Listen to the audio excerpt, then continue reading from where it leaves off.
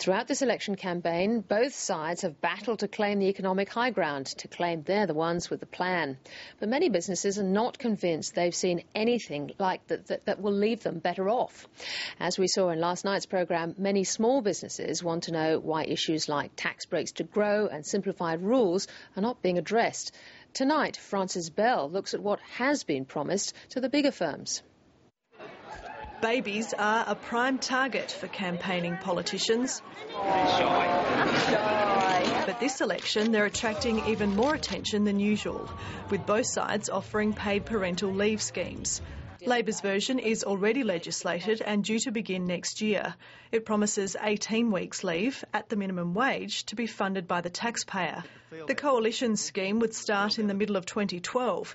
It offers 26 weeks at the mother's full wage, up to an annual rate of $150,000.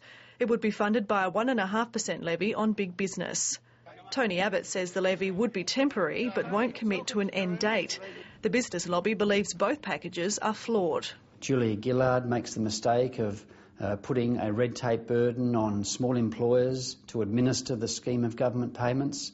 Tony Abbott makes the mistake of putting a tax on big business to fund his more generous scheme. Business is also disappointed neither side has embraced the Henry Tax Review's recommendation to cut the company tax rate from 30% to 25%. Instead, the coalition is promising a 1.5% cut from the middle of 2013. For some companies, that would be at least temporarily cancelled out by the parental leave levy. No business will be worse off, and 767,000 businesses will be demonstrably better off.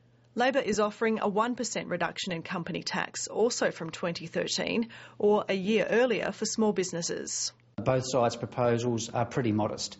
And although the mining tax is no longer dominating the national political debate, Labor's revised 30% tax on iron ore and coal profits remains a sore point in Western Australia and Queensland.